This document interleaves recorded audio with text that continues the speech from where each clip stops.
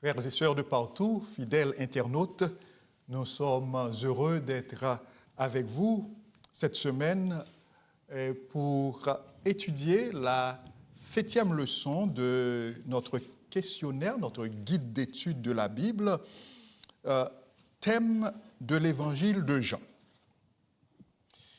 C'est l'équipe Michael et Georges. Je suis content d'être ici pour partager avec vous autres et apprendre plus de la parole de Dieu. Et Paul. Et Paul. Pas l'apôtre Paul quand même. Pas l'apôtre Paul. Bien, alors, avant d'ouvrir la parole de Dieu, il y a un geste qu'il faut toujours faire. Oui, c'est ça. Et c'est la prière. Je vous invite à nous accompagner pour faire la prière. Amen. Seigneur, c'est toi qui as inspiré l'apôtre Jean à écrire son évangile. Et c'est avec beaucoup d'inspiration que lui l'a écrit. Mais maintenant, nous réclamons cette inspiration pour nous, pour le comprendre, mais plus que ça, pour appliquer ça à notre vie, pour être transformé par sa puissante parole. Nous te prions ça avec humilité, mais avec beaucoup de besoin. S'il vous plaît, accorde-nous abondamment ton Saint-Esprit. Dans le nom de Jésus, nous te prions. Amen. Amen, amen, amen, amen. Le titre de la leçon de cette semaine est « Heureux ceux qui croient ». C'est une béatitude. Une béatitude. Cette béatitude concorde parfaitement bien avec le but même de l'évangile de Jean, qui est de rappeler à ses lecteurs que Jésus est le Messie, le Fils de Dieu, Dieu, et que c'est en croyant en lui en tant que tel que l'humain pécheur peut avoir la vie éternelle. Il y a un point très important, et c'est que souvent, certaines personnes minimisent le fait de croire en Jésus, et pour eux, ils pensent que l'on peut accepter, on peut avoir n'importe quelle perception de Jésus et être correct. Dans Hébreux chapitre 9, verset 22, Hébreux 9, verset 22, nous pouvons lire rapidement, frère Georges, vous pourriez nous aider à lire dans Hébreux 9, verset 22. Oui, bien sûr. Ça dit, s'il vous plaît. Ça nous dit, Moïse, après avoir... Hébreux 9, peut-être que je me suis trompé, non? Oui. Et presque 9. tout. Hébreux 9, verset 22. Oh, pardon, Oui, c'est oui. moi qui avais choisi Ok. 19. 22. Et après tout... Et presque tout, d'après la loi, est purifié avec du sang. Et sans effusion de sang, il n'y a pas de pardon. Wow. Sans effusion de sang, il n'y a pas de pardon. C'est très important. Et dans Lévitique 17, verset 11, frère Michael pourrait le lire pour nous, s'il vous plaît. Lévitique 17, verset 11. Nous lisons « Car l'âme de la chair est dans le sang. Je vous l'ai donné sur l'autel afin qu'il servît d'expiation pour vos âmes, car c'est par l'âme que le sang fait l'expiation. » Amen. OK.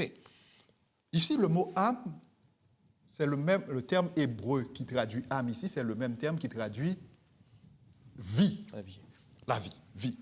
En d'autres termes, on pourrait lire « car la vie de la chair est dans le sang. » Je vous l'ai donné sur l'autel afin qu'elle servît d'expiation pour vos âmes, pour vos vies, car c'est par la vie que le sang fait l'expiation. Donc, dans Hébreux 9, verset 22, sans effusion de sang, il n'y a Pas de pardon. pas de pardon. Et dans Lévitique 17, verset 11, c'est à partir de la vie qui est dans le sang que le sang fait l'expiation. Et dans l'une des leçons que nous avons déjà étudiées, nous avons vu que, en fait, l'homme, à cause du péché, est condamné à la mort éternelle. Oui, exactement. Éternelle. Donc, la vie qui doit se donner pour racheter l'homme de la mort éternelle doit être une vie éternelle. Justement. Le sang qui doit se répandre ou qui devait se répandre pour racheter l'homme de la mort éternelle, eh bien, devait être un sang contenant une vie éternelle. Et à travers tout l'univers, un seul être Absolument. est éternel. Oui. Seulement Jésus. Seulement Dieu, seulement Jésus, seulement Dieu, Oui, seulement Dieu, oui. seulement Dieu. Seulement Dieu. Par conséquent, seulement Dieu pouvait se faire homme, devenir chair pour avoir du sang, Oui, c'est ça. hein, pour répandre ce sang-là afin de racheter l'homme de la condamnation à la mort éternelle. Oui. C'est pas toujours facile, tout ce mot, toute cette comparaison, mais le résultat, c'est que Dieu voulait nous donner la vie éternelle. Et c'est seulement à lui le pouvoir de le faire. Et on doit vraiment remercier ça parce que Dieu n'était pas obligé de le faire. Oui. Il pouvait nous détruire, mais il a pris ce choix par amour. Par parce qu'il amour, nous aime. par amour. Il nous Très bien, aime. frère Georges. Et autre élément, aucune créature, qu'élevée que puisse être une créature, eh bien, aucune créature ne saurait pouvoir jouer ce rôle. Ça n'était pas Non, assez. non. C'est seulement Dieu. Seulement Dieu qui a pu jouer ce rôle. Et c'est pourquoi, s'il y a une erreur qu'il ne faut du tout pas commettre, c'est celle de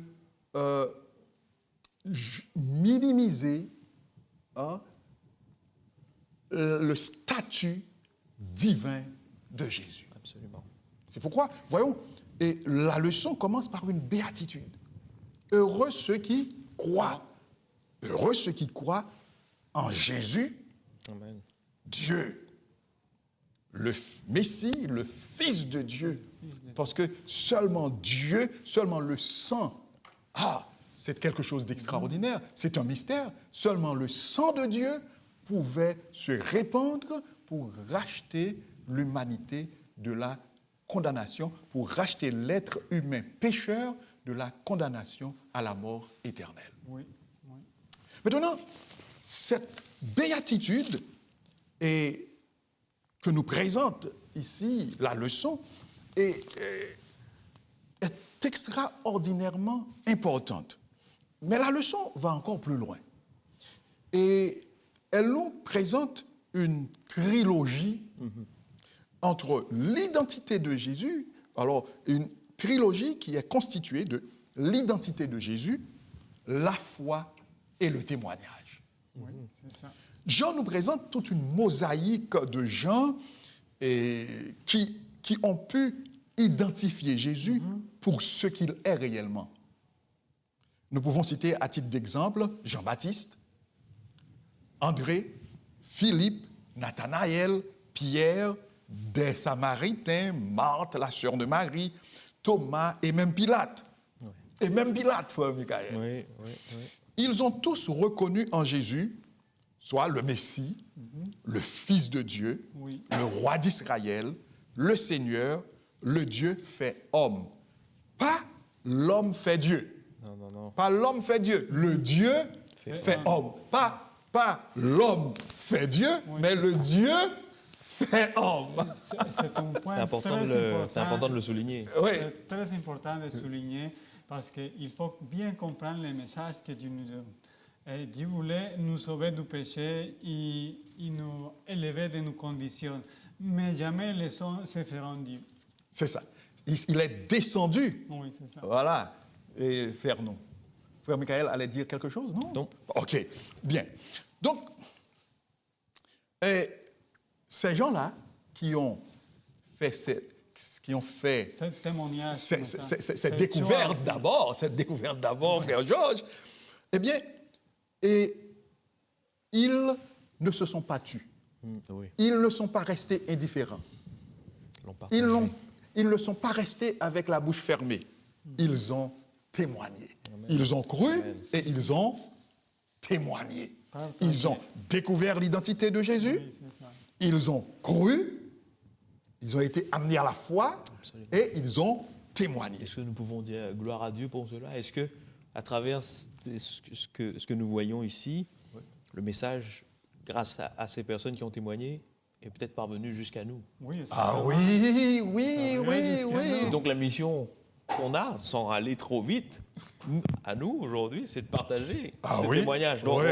on y verra. arrive, on y verra. arrive, on y arrive. Bien. Dans la partie du dimanche, dont le titre est « Revenons à Abraham », Jean nous présente un témoin qui a vécu avant même l'incarnation du Messie, avant même l'incarnation du Christ. Il s'agit d'Abraham.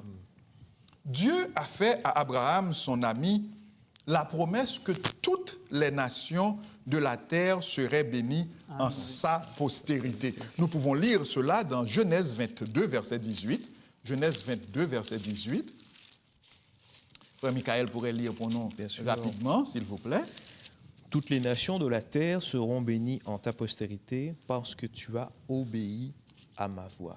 Amen. Toutes les nations de la terre seront bénies en ta postérité, a dit Dieu à Abraham. Maintenant, interprétant ce texte de la Torah, l'apôtre Paul déclare dans Galates 3, verset 16, frère Georges, vous pouvez lire pour nous, s'il vous plaît, Galates 3, verset 16, pour voir comment l'apôtre Paul interprète le texte de Genèse 22, verset 18. J'aime vraiment ce texte parce que ça va démêler beaucoup de choses qui sont des fois dans la confusion. Et ça nous dit, Galates, verset 3. Galates 3, verset 16. Oui, Galates chapitre 3, verset 16. Ça nous dit, or, les promesses ont été faites à Abraham et à sa postérité. Il n'est pas dit et une postérité, comme s'il s'agissait de plusieurs, mais en tant qu'il s'agit d'une seule. Et ta postérité, c'est-à-dire Christ. Amen. Il ne laisse pas d'espace Non. pour ajouter des Pas de confusion. Oui. Pas de possibilité de confusion. Ce qui attire mon attention aussi, c'est dans le texte de Genèse, il mentionne « tu as obéi ». Vraiment important, je pense, de le souligner. Lorsqu'il y a obéissance, Dieu accorde aussi cette vie-là. Des bénédictions spéciales. Absolument. Des bénédictions spéciales. Absolument. Mais il ne faut pas obéir juste pour attendre les bénédictions. Bon, Non, par amour. on va le voir Oui. avec Abraham. Hein? On va le voir avec Abraham. Et à la vérité, Absolument. tous ceux qui croient obéissent. Bon, et c'était une parenthèse. Donc, et ici, il est clair que la postérité promise à Abraham est le Christ, Jésus. Jésus. Jésus lui-même a déclaré dans Jean chapitre 8, Jésus a fait une déclaration et Jean chapitre 8, verset 56, et Abraham, votre père, a tressailli de joie de ce qu'il verrait mon jour. Il l'a vu et il s'est réjoui. Jésus a déclaré qu'Abraham avait vu son jour et qu'il s'en était réjoui. Donc, ici, comment est-ce qu'on peut comprendre que, disons qu'Abraham a vu le jour de Jésus? C'est donc avec les yeux de la foi qu'Abraham a vu le jour de son Seigneur. Mais les Juifs, enterrés dans leur incrédulité, pensaient que Jésus parlait d'une rencontre physique qu'aurait Jésus avec Abraham. Et là, ils ont répliqué, toujours dans Jean chapitre 8, verset 57. Vous pouvez lire pour nous, frère Georges, Jean chapitre 8, verset 57. Les Juifs le disent, tu n'as pas encore 50 ans et tu as vu Oh, Abraham. tu n'as pas encore 50 ans et tu as vu Abraham. Ah, c'est une parole d'insensé. Ah oui, oui. Ah, voilà. C'est fou. Voilà. Le jeune. Voilà. Alors, Jésus a profité pour répondre directement à leurs questions, à la question initiale. Voyons la question initiale au verset 54. Frère Michael, Si je me glorifie moi-même, verset 54. ma gloire n'est rien. C'est Non. mon Père qui me glorifie, lui que vous dites être Non, votre Dieu. 8, verset 54. Jean 8, Ah verset oui, oui. 54. 54, c'est ce que j'ai, mais peut-être ok. 53 dans ma version. Oui, Es-tu nous avons des plus versions. grand que notre Père Abraham? Voilà, Est-ce que ça serait- nous avons des versions différentes. Oui, ça se peut. C'est ça, toutes nos excuses, Est-ce- chers internautes. est-ce que c'est peut-être ça? Dans la Es-tu plus version, grand que notre qui Père Abraham? prétends-tu être? Oui, 53, fin de 53. 53, ok, c'est ça, fin 53. Et dans, Qui prétends-tu être? c'est ça, il semble que c'est moi qui me suis trompé, parce que c'est sur la même ligne que Oui, 54. exact. Ok. Et toutes mes excuses. Es-tu plus grand que notre père Abraham qui est mort? Et vous avez bien commencé, frère Michael. Les prophètes aussi sont morts. Alors, qui prétends-tu être? Alors, c'est la fin de 53. C'est frère Michael qui avait raison. Et qui prétends-tu être? Qui prétends-tu être? C'est la question que les Juifs ont posée à Jésus. Ouais. Qui prétends-tu être? Et Je suis. Et Jésus va profiter pour leur répondre.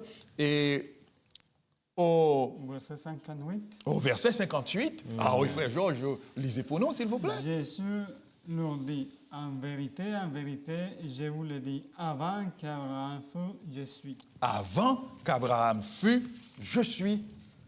Donc, ici, Jésus s'identifie au je suis. Au présent.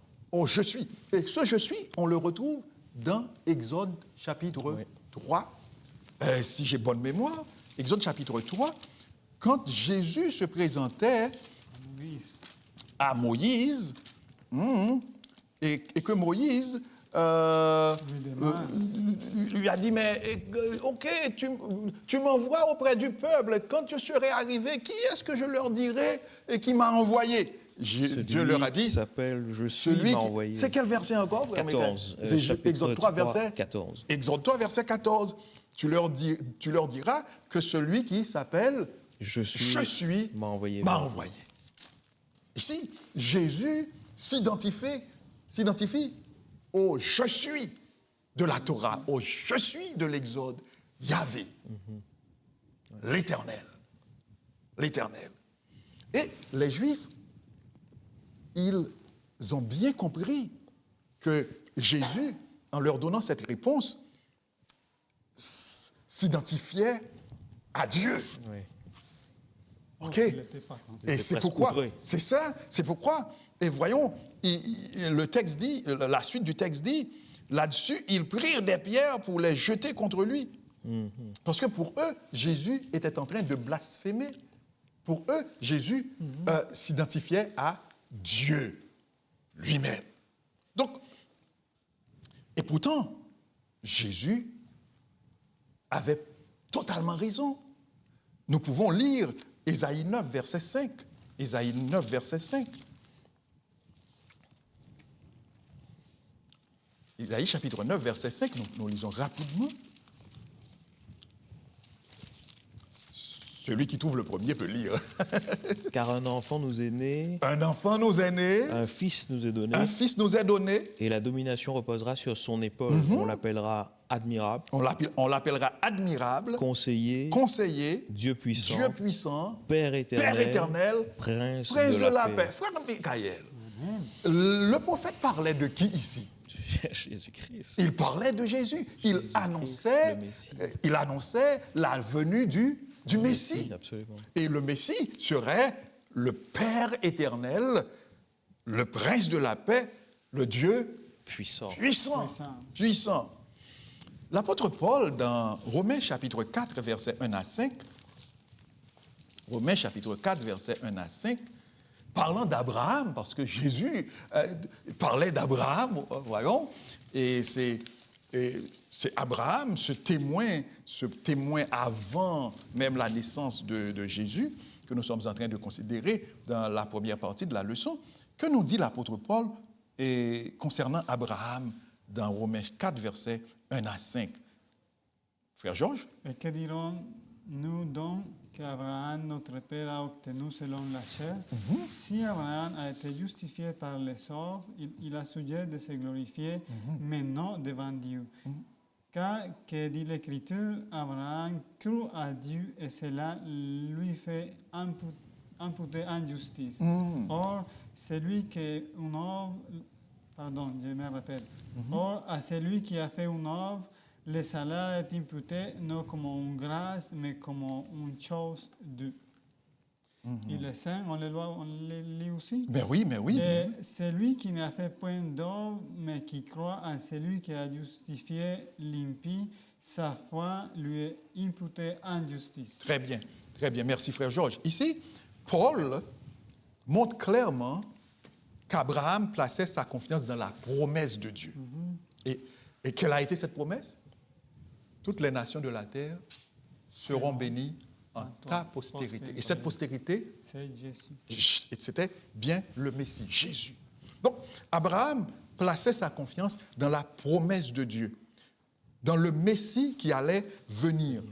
Et c'est dans ce sens aussi qu'Abraham a été justifié.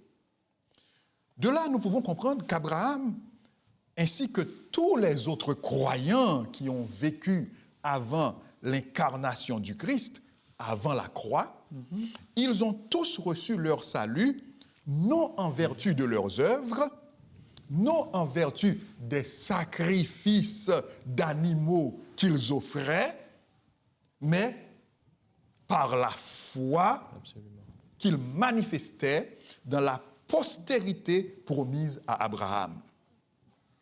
Et nous soulignerons que cette postérité, ce n'est pas à Abraham qu'elle a été promise pour la première fois. Cette postérité a été promise pour la première fois Depuis le début, dans la Genèse. dans la Genèse, Genèse 3, verset 15, où Dieu a dit à nos premiers parents, et en faisant ce jugement-là, on se rappelle, et il parlait au serpent, il a dit, « Je mettrai inimitié entre toi et la femme, entre ta postérité et sa postérité, celle-ci t'écrasera la tête et tu lui blesseras le talon. » Donc cette postérité qui devait écraser la tête du serpent, c'est Jésus. Et maintenant, Dieu a renouvelé cette promesse à Abraham. Amen. Il a renouvelé cette promesse à Abraham. En quelque sorte, Abraham et toute sa descendance n'ont été qu'une sorte de canal par lequel Dieu a choisi d'accomplir cette promesse qu'il a faite dès la Genèse à toute l'humanité.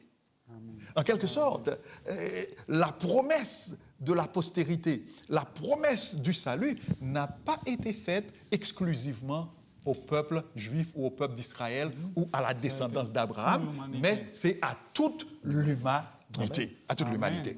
En conclusion, pour la partie du dimanche, tous les croyants avant la croix, y compris Abraham, le père de la foi, ont tous été justifiés, ont tous reçu le salut par la foi en Jésus, Absolument. la postérité promise, le Messie qu'ils attendaient. Ils témoignaient tous aussi par leur foi. C'est pourquoi l'apôtre Paul, dans Hébreux, les considère tous comme des témoins. Des témoins. Donc, ils ont cru, ils ont témoigné, ils ont témoigné par leur foi. Hébreux 12, verset 1er. Vous pouvez lire pour nos frères Georges. Hébreux 12, verset 1er.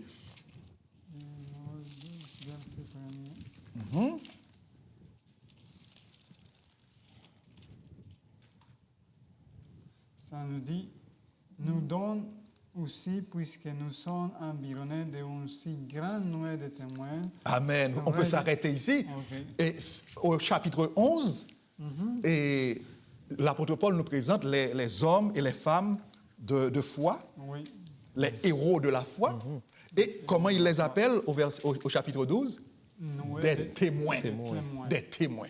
Donc, Témoins. tout cela, depuis la nuit des temps, on peut dire, le dire ainsi, tous les croyants, tous ceux qui ont pu reconnaître, identifier le Messie, ils ont cru et ils ont témoigné, Amen. y compris Abraham, Amen. qui a vécu même avant le Messie. Bon, ça c'était dimanche, mais lundi, frère Georges, je sais que vous avez exploré la partie du lundi. Partagez avec nous, s'il vous plaît. Oui, bien sûr. Je juste voulais souligner un petit peu d'Abraham. Parce oui. que cette expérience de sacrifice d'Abraham, on ne l'a pas mentionné. C'est juste dire qu'on voit ici une représentation très très bonne de ce qui a respecté au sacrifice de Jésus. On voit le jeune Isaac plein de force qui est en train de charger les voies pour le sacrifice. Ouais. Puis on voit la représentation aussi du Père dans la figure d'Abraham qui font ce sacrifice. Si je comprends bien, frère Georges, vous voulez nous dire que Oui. Abraham était un type de Dieu, Oui, et exactement. puis Isaac, un type de Jésus-Christ. Oui, c'est le ça. Père qui va offrir son fils en sacrifice. Oui, et la exactement. différence, c'est tout simplement, Abraham n'a pas eu le temps de sacrifier Isaac. Oui, c'est ça. Dieu a pourvu À l'agneau. à l'agneau. Il a Oui, c'est présenté un bélier à Abraham, et cet agneau représentait Merci beaucoup. Jésus. Oui. Jésus. C'est juste Amen. souligner la partie que tel que Isaac, il a pris de façon Volontaire. Et Jésus a fait la même chose. À la même D'une chose. façon volontaire. C'est joli parce que dans ce plan de salut qui nous a amené jusqu'à nous, on voit que c'est toujours cette initiative divine, volontaire. Et c'est dans ce sens qu'on est appelé aussi de façon volontaire à prendre le témoignage pour Jésus, comme on vient de le dire. Amen. Et la leçon de lundi va nous parler du témoignage de Marie. Et c'est toujours dans ce sens de volonté, d'initiative personnelle, de dire je m'engage vers Jésus, je vais lui donner le plus possible. C'est une histoire que j'aime bien et on la trouve dans l'évangile de Jean, dans les premiers versets. Puis on va le lire, notre frère Michael va nous aider, les versets 1 à 3, s'il vous plaît. On est dans Jean 12, 12, oui. 1 à 3. Oui, s'il vous plaît. 6 jours avant la Pâque, Jésus arriva à Béthanie, où était Lazare, qu'il avait ressuscité des morts. Là, on lui fit un souper, Marthe servait, et Lazare était un de ceux qui se trouvaient à table avec lui. Verset 3, Marie, ayant pris une livre d'un parfum de nard pur de grand prix, oignit les pieds de Jésus, et elle lui essuya les pieds avec ses cheveux, et la maison fut remplie de l'odeur du parfum. Merci beaucoup, frère Michael.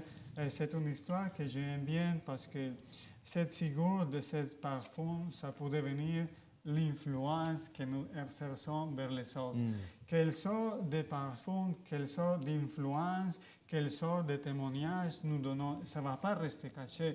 Marie, il voulait être subtil, il ne voulait pas faire du bruit, il avait arrivé de la façon moins visible possible, mais les parfums, il ne pouvait pas les cacher. Amen. Il y a plusieurs dans la salle qui ne sont pas aperçus la présence de Marie, mais ils ont tout de suite s'aperçu de cette fragrance aussi bonne, aussi attirante. De ce parfum. Oui, c'est un parfum extraordinaire.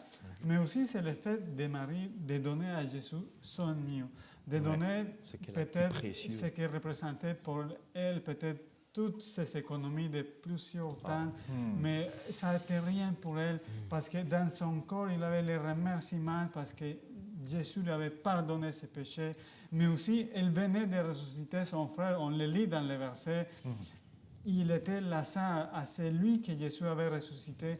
Jean, il prend le temps de mentionner ça, Lazare à qu'il avait ressuscité des morts.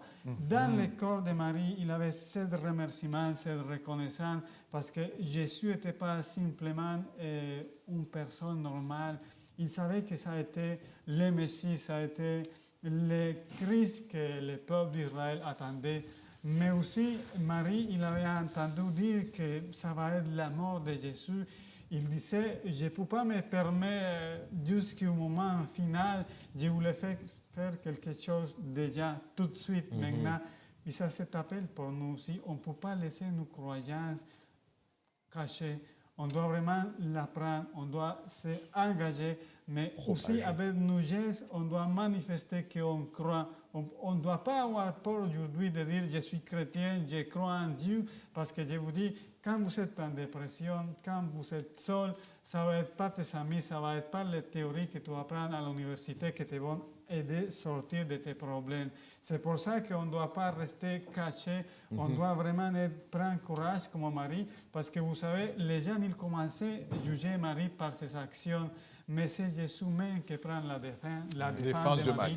Et c'est Jésus qui va prendre aussi la défense pour nous, mais en plus, on est en train de parler de Jésus-Christ, notre sauveur personnel, et que de façon volontaire, on doit être un témoin, mais la question c'est quelle sorte de témoin je vais être pour Jésus? Est-ce que je vais être un témoin hypocrite comme Judas qui dit « Oh, on pourrait avoir vendu ça », mais il ne s'en occupait pas de Jésus, il pensait plus en se bénéficier de cet argent-là que de bénéficier de Jésus. Soyons pas des traîtres à nous mettre, soyons plus comme Marie qui voulait tout donner à Jésus. Qui ne voulait pas faire du bruit, mais que finalement ses actions sont assez puissantes que les autres vont s'apercevoir. Oui. J'ai l'impression que Frère Michael veut dire quelque chose, mais j'aimerais poser une question à Frère Georges. Est-ce que si nous comprenons bien, tous ceux qui ont rencontré Jésus et qui ont bénéficié de l'amour de Jésus, comme Marie par exemple, a bénéficié de l'amour de Jésus, eh bien, ces gens-là, si nous comprenons bien votre intervention, ces gens-là doivent, comme Marie, témoigner de leur reconnaissance envers Jésus. Est-ce que nous avons bien compris? Oui, exactement. C'est exactement ça. Merci beaucoup de souligner ça, parce que c'est ça que je disais. On ne peut pas rester aujourd'hui cacher notre foi. Okay. Il faut témoigner avec nos actions. Il faut aussi être messager d'espoir pour les autres. Pour les autres. Oui. Si nous avons vraiment rencontré Jésus, si nous avons vraiment bénéficié de l'amour de Jésus, si nous avons goûté, comme on dit, et l'amour de Jésus. Deux éléments. Tu as dit que Marthe avait donné ce qu'il y avait de plus précieux. Marie, oui. Et c'est extraordinaire. Oui. Donner ce qu'elle avait de plus précieux à ce Jésus-là. Et le deuxième élément, tu parlais de ne pas avoir peur de témoigner de notre foi.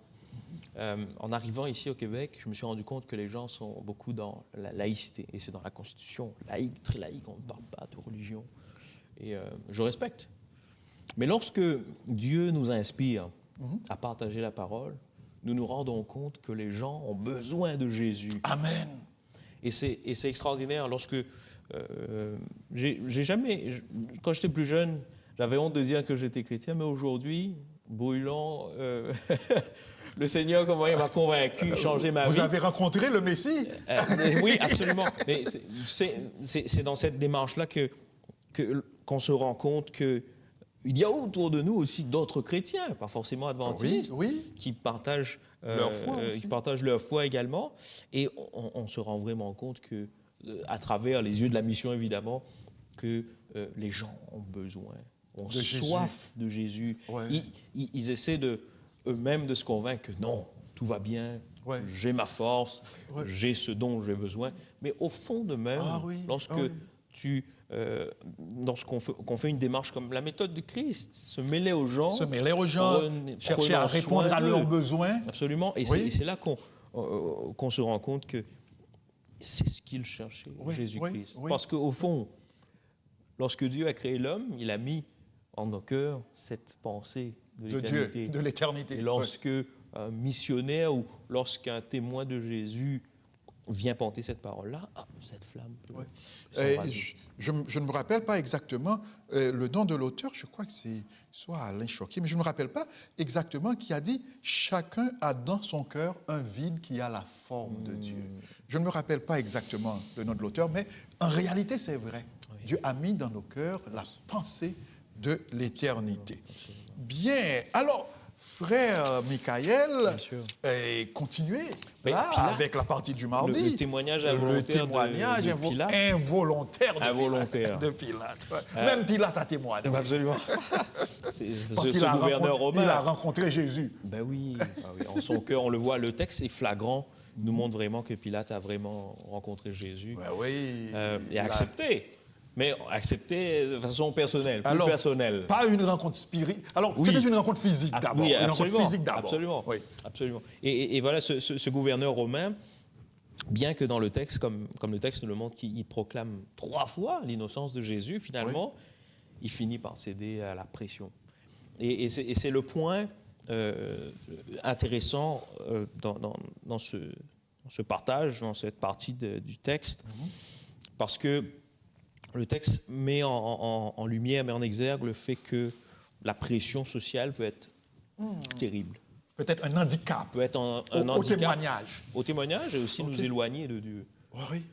Et malgré que Pilate n'ait pas eu l'audace de faire face à ce peuple qui avait soif de sang, finalement, il a quand même inscrit sur une pancarte « Jésus de Nazareth, le roi des Juifs ». Le roi des Juifs. Et cette partie met vraiment en évidence la tragédie d'ignorer la vérité. C'est sommaire, mais dans cet élan, l'auteur veut nous faire comprendre ici que nous ne devons pas nous soucier de plaire à la foule, mais nous devons plaire à Jésus, notre Amen. Sauveur. Amen. Et c'est en quelque sorte, je l'ai dit de façon concise, mais aussi un avertissement contre ce danger de suivre notre conscience et cette peur de Et quand vous dites partager la parole. de suivre notre conscience, et notre conscience déformée. Absolument. Pas notre conscience Sur ce éclairée penchant, par sur le ce penchant Saint-Esprit plus de négatif, Dieu. Oui. absolument. Parce que lorsque le Saint-Esprit nous convainc, cette confiance est transformée, évidemment, pour nous faire marcher sur le chemin de la vie éternelle. Donc c'est cet élément, en tout cas, c'est cet élément qui a attiré mon Mais attention. c'est fort, frère Michael. Mais c'est fort parce que ça nous interpelle, nous, aujourd'hui. On le disait, de ne pas avoir honte de partager notre foi. Mais à un moment donné, lorsque nous avons, permettez-moi l'expression, toutes les cartes en main, où nous avons plutôt la balle dans notre camp, nous devons prendre la décision de suivre Jésus. Et peu importe si la foule nous presse ou si les défis devant nous semblent insurmontables, croyons en Jésus parce qu'il est notre Sauveur. Il faut oser croire. Absolument. Il faut oser croire, il faut oser témoigner. Et votre intervention me rappelle l'histoire des jeunes Hébreux en Babylone, l'histoire de Daniel en Babylone, l'histoire de Joseph en Égypte. Parfois, il faut oser croire, même quand il faut oser témoigner. Et alors, frère Michael, permettez-moi de vous poser une question. Est-ce que, selon ce que vous venez de partager là avec nous, quelqu'un peut être convaincu de la vérité et choisir quand même de passer outre? Bien sûr, c'est la tiédeur qui prend le dessus à ce moment-là. Dans le sens où... Par exemple, le cas de Pilate. La connaissance est théorique. OK. Sans véritablement aller chercher une transformation dans le cœur. Et Pilate, sur l'exemple de Pilate, c'est vraiment intéressant parce que quand j'ai lu, moi, le texte, j'aime beaucoup la lecture parce que ça me permet d'avoir des images dans la tête. Et lorsque j'ai lu, j'ai vu un Pilate qui était, en quelque sorte, troublé. Vous voyez ma tête comme ça? Ouais. Il sait que Jésus est là pour lui. Il peut juste attendre la main. Sa conscience lui parlait. Absolument, juste attendre la main Jésus et il est sauvé. Oui. Mais il voit la foule devant lui, il a peur.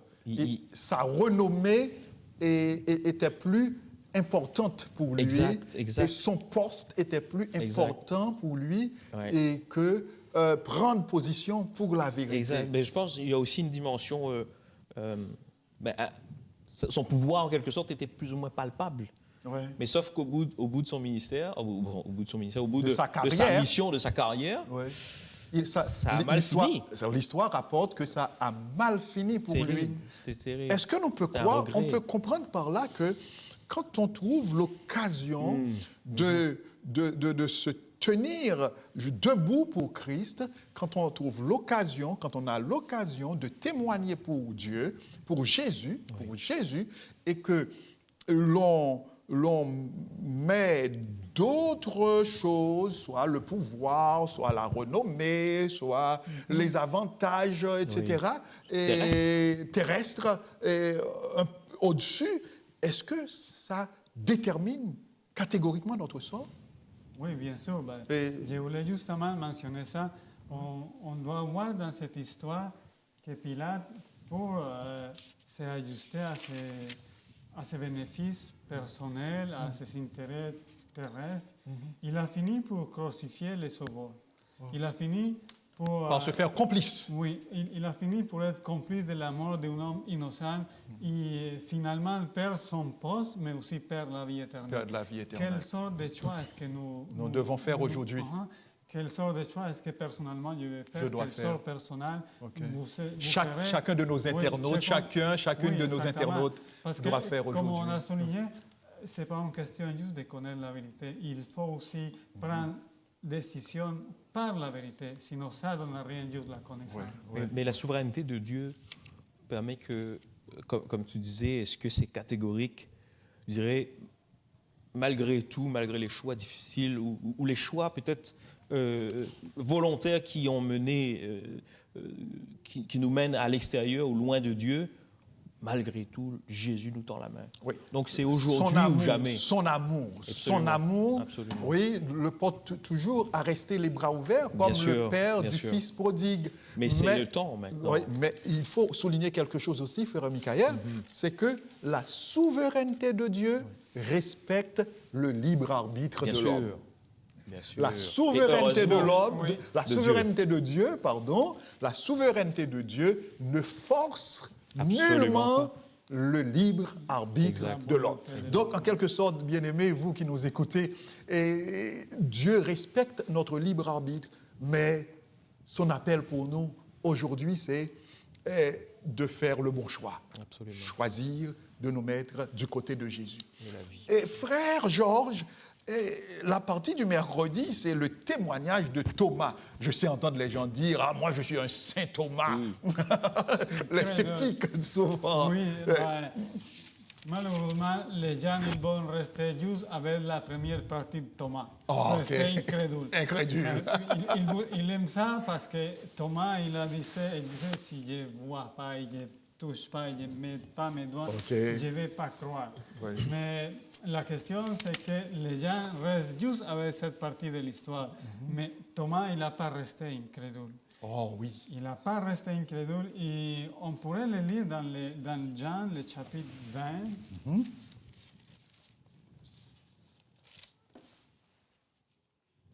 Et on va lire le verset de notre frère Paul, s'il vous plaît, tu pourrais le lire. Oui. Le verset 26 ou 29, s'il vous plaît. Parfait. 8 jours après, les disciples de Jésus étaient de nouveau dans la maison et Thomas se trouvait avec eux. Jésus vint, les portes étant fermées, se présenta au milieu d'eux et dit « La paix soit avec vous ». Puis il dit à Thomas « Avance ici ton doigt et regarde mes mains. Avance aussi ta main et mets-la dans mon côté. Et ne sois pas incrédule, mais crois. » Thomas lui répondit « Mon Seigneur et mon Dieu. » Jésus lui dit « Parce que tu m'as vu, tu as cru. Heureux ceux qui n'ont pas vu et qui ont cru. » Amen. Amen. m'encourage, Gloire à Dieu. C'est une histoire courte, mais c'est une histoire touchante et que nous pouvons attirer des leçons personnelles pour notre bénéfice et notre croissance spirituelle. Amen. On voit ici, c'est Jésus qui n'était pas en train de condamner d'une façon cruelle et sévère à Thomas, mais qu'il fait une légère répréhension. Il lui dit, viens et touche-moi et sois pas incrédule. À la fois, c'est une invitation à nous aussi à savoir que dans les messages que nous trouvons dans la Bible, oui, nous pouvons faire une expérience personnelle d'un Dieu personnel qui va répondre à mes prières, qui va répondre à mes questions profondes de spiritualité, que je vais trouver ce Dieu vivant qui peut intervenir dans ma vie de façon personnelle. Parce Amen. que pour Thomas, c'est croire à la résurrection de Jésus. Je ne sais pas c'est quoi la question à toi, c'est quelle la question à toi. Je pourrais savoir c'est quelle la question à moi, mais Jésus, il a une réponse pour chacun de nous, parce qu'il s'est dirigé spécifiquement à Thomas, il a dit, tu es incrédule parce que tu ne peux pas voir bien, touche-moi.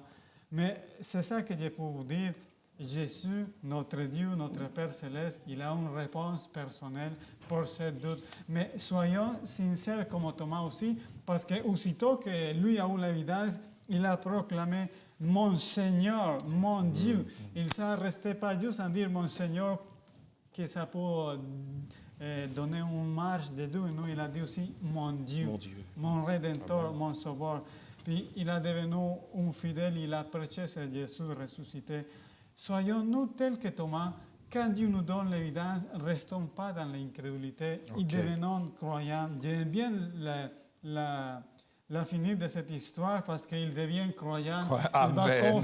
Il va confesser, il va dire mon Seigneur et mon Dieu. Il reconnaît en Jésus son Seigneur et son Dieu. Exactement. Que nous pouvons aussi reconnaître en Jésus notre Seigneur et notre Dieu. Parce qu'il va nous donner ces réponses que nous avons besoin. Pourquoi? Oui, pourquoi. Mais aussi pourquoi et pour croire finalement. Oui, pour croire en Dieu. Et si vous me permettez, j'aimerais lire dans la partie du mercredi un texte d'Ellen White. Oui. C'est dans Vers Jésus, et chapitre 12. Dieu ne nous demande jamais de croire sans donner à notre foi des preuves suffisantes. Son existence, son caractère, la véracité de sa parole, tout cela est établi par des témoignages qui en appellent à notre raison. Et ces témoignages sont abondants. Oui. Toutefois, Dieu n'a jamais enlevé la possibilité du doute. Notre foi doit reposer sur des preuves et non sur une démonstration. Et c'est ce que l'apôtre Paul dit dans Romains, chapitre 1er. Romains, chapitre 1er. Et nous pouvons voir rapidement Romains, chapitre 1er. Et à partir du verset 18, frère Michael, vous pourriez lire pour nous, s'il vous plaît. Sûr. La colère de Dieu se révèle du ciel contre toute impiété et toute injustice des hommes qui retiennent injustement la vérité captive. Car ce qu'on peut connaître de Dieu est manifeste pour eux, Dieu le leur ayant fait connaître. En effet, les perfections invisibles de Dieu, sa puissance éternelle et sa divinité, se voient comme à l'œil depuis la création du monde quand on les considère dans ses ouvrages. Ils sont donc inexcusables. Amen. Les gens qui rejettent Dieu sont inexcusables parce que les preuves de l'existence de Dieu, les preuves de l'amour de Dieu, eh bien, sont manifestes.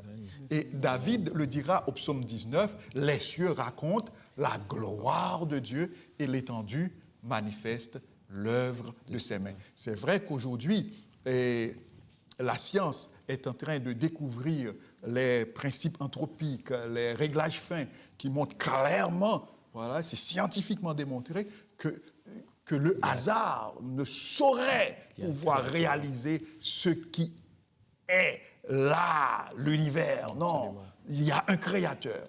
Mais on n'avait même pas besoin de tout ça, parce que comme le dit l'apôtre Paul, et comme le dit aussi David, les preuves de l'existence de Dieu, les preuves de l'amour de Dieu sont manifestes. Alors, frère Michael, après avoir vu le témoignage de Thomas avec frère Georges, alors notre témoignage de Jésus, notre témoignage de ce que Jésus a fait pour nous. Le temps nous presse malheureusement, mais malgré tout, nous pouvons en retirer quelque chose d'intéressant, c'est que notre témoignage individuel de Jésus, c'est un moyen de partager notre foi. Partager cette foi, et parce que notre expérience personnelle revêt un élément qui va permettre à l'autre de pas se comparer, mais s'identifier, à se dire « Ah, il a vécu quelque chose. » Ou du moins, ça va permettre il peut palper. Ça va aider à éveiller la foi chez Oui, l'autre. absolument. Parce que, bon, la parole, lorsqu'on la lit, lorsqu'on la recherche avec l'aide du Saint-Esprit, on voit qu'elle est bien vivante.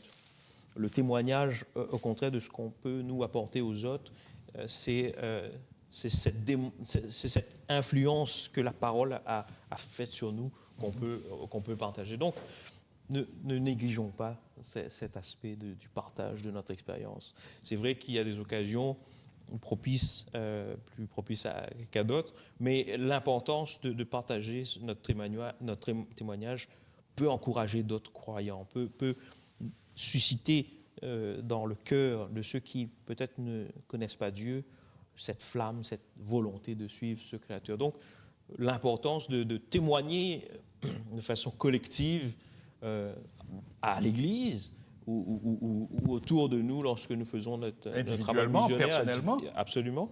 Donc, toujours donner une bonne image de Dieu à travers nous et témoigner l'amour que Jésus nous a Je suis offert. tenté de faire une suggestion à partir de votre intervention, de votre belle intervention, frère Michael. Oui. C'est que nous tous, disciples de Jésus-Christ, nous devons prier Dieu et lui demander de nous offrir des occasions de témoigner pour Amen. lui, Amen. d'ouvrir des portes de témoignage pour nous. Oui. Frère Georges, est-ce que vous avez quelque chose dans la partie du vendredi qui vous a retenu l'attention? Brièvement, qu'est-ce que vous nous diriez? Non, c'est justement parler un petit peu de Thomas encore. Ah, vous revenez à Thomas, oui. À Thomas, mais savoir qu'on doit plus prendre le choix d'être croyant et de pas d'être incroyant. D'abandonner l'incrédulité Oui, exactement. pour embrasser la foi. Oui, exactement. Amen, Que nous amen. pouvons plus avoir cette expérience de Nathanaël qui dit ah, tu es le Messie. Juste parce que Jésus lui a donné une petite preuve. Hey, Nathanaël, je t'avais vu quand tu étais en train d'étudier la parole au-dessous du figuier. Que nous pouvons de cette petite chose faire comme Nathanaël, une foi grande, et Jésus va nous révéler des choses plus grandes comme il a fait à Nathanaël aussi. Amen. Si nous laissons à Dieu travailler avec nous, il va nous montrer des choses encore plus grandes. Mais si nous restons incrédules, on va fermer la porte à des expériences formidables. Donc, si je comprends bien, et si nous comprenons bien, frère Georges, vous voulez nous dire que Dieu veut faire de nous ses témoins. Oui, exactement. Ses témoins. Et ce qui est intéressant dans votre intervention, c'est que Dieu connaît le cœur de chacun. Il connaît le degré de sincérité de chacun. Il connaît aussi les faiblesses de chacun. Il savait que pour Thomas, il fallait une preuve. Et il a offert cette preuve à Thomas. À Nathanaël aussi, et il fallait aussi une preuve. Voyons, Dieu connaît le cœur de chacun. Oui, c'est donc, ça. Dieu... Alors, je dirais à toutes celles qui nous écoutent maintenant, je leur dirais que l'on doit chercher à avoir un cœur sincère. Oui. Parce que si on est sincère envers Dieu et si on est humble aussi, pas seulement la sincérité, l'humilité, eh bien, Dieu nous guidera, Dieu nous dirigera, Dieu va voler à notre secours. Comme il l'a fait pour Thomas, il changera notre incrédulité, il nous transformera. Et frère Michael... Je dirais que le témoignage du croyant, c'est une réponse à la vérité de l'Évangile. Donc, même si nous n'avons pas vu, nous, les miracles de Jésus, nous pouvons toutefois nous baser sur ce témoignage. Donc, gardons foi en ce Jésus et laissons ce Dieu agir dans notre vie. Amen. Bien-aimés frères et sœurs, vous tous qui avez suivi le développement de cette leçon, nous avons pu comprendre à travers cette leçon, à travers les interventions de nos bien-aimés frères Georges et Michael, que celui ou celle qui a vraiment rencontré Jésus, qui a identifié le Messie, qui a reconnu en Jésus le Sauveur, le Dieu sauveur, eh bien, cette personne ne peut rester indifférente. Elle va quand même témoigner pour Dieu, pour Jésus-Christ, d'une manière ou d'une autre. Et la Bible nous donne beaucoup d'exemples. Si nous prenons André, par exemple, il a rencontré Jésus et il est allé dire à son frère Pierre, nous avons rencontré, nous avons trouvé le Messie. Voyons ça. Et nous avons la femme samaritaine. Elle a rencontré Jésus. Elle est allée dire à ses corégionnaires, ah, j'ai trouvé un homme qui m'a dit tout ce que j'ai fait. Tout ce que j'ai fait. Voyons, donc, et celui ou celle qui a rencontré Jésus ne peut pas rester indifférent. Il doit témoigner. Amen. Donc, l'appel de Dieu pour nous aujourd'hui, c'est de chercher à rencontrer Jésus. Pas un Jésus contrefait. Pas un Jésus comme on le présente dans bien des mouvements déformés aujourd'hui. Mais le Jésus de la Bible, le Jésus que nous présente Jean dans son évangile, Absolument. le Jésus Dieu, pleinement Dieu, le Dieu qui s'est fait homme, pas un homme devenu Dieu, le Dieu qui s'est fait homme pour venir nous sauver. Alors, cherchons à rencontrer ce Jésus. Alors, quand je dis cherchons à rencontrer ce Jésus, ce n'est pas nous qui cherchons vraiment, qui devons chercher. Il est en train de nous inviter à lui. Il est en train de nous appeler. Laissons notre cœur s'ouvrir à lui et laissons nous transformer par son amour et devenons ses témoins. Amen. Amen. Merci, frère Georges, pour vos belles interventions. Merci, frère Merci Michael, pour vos belles interventions. Prions le Seigneur. Je veux croire que tous les internautes vous remercient aussi. Oui. Prions le Seigneur pour terminer et à très bientôt. Dieu salue. Merci Seigneur de nous avoir permis de partager ces quelques éléments, Seigneur, mais éléments importants qui nous aident à réfléchir sur ton amour, nous aident à nous rapprocher de toi, alors que nous poursuivons notre cheminement avec toi, notre cheminement de vie, notre cheminement spirituel, Seigneur. Éclaire-nous et convainc-nous que ton amour est le vrai amour. Alors, nous te prions de nous accompagner, Seigneur, dans notre étude, dans nos vies, et que nous puissions garder nos cœurs ouverts, Seigneur, à ton appel. Et de faire de Et nous c'est des témoins. au nom de Jésus, nous te prions de faire de nous ces témoins, Seigneur, et pour ta gloire. Amen. Amen. Amen, amen, amen.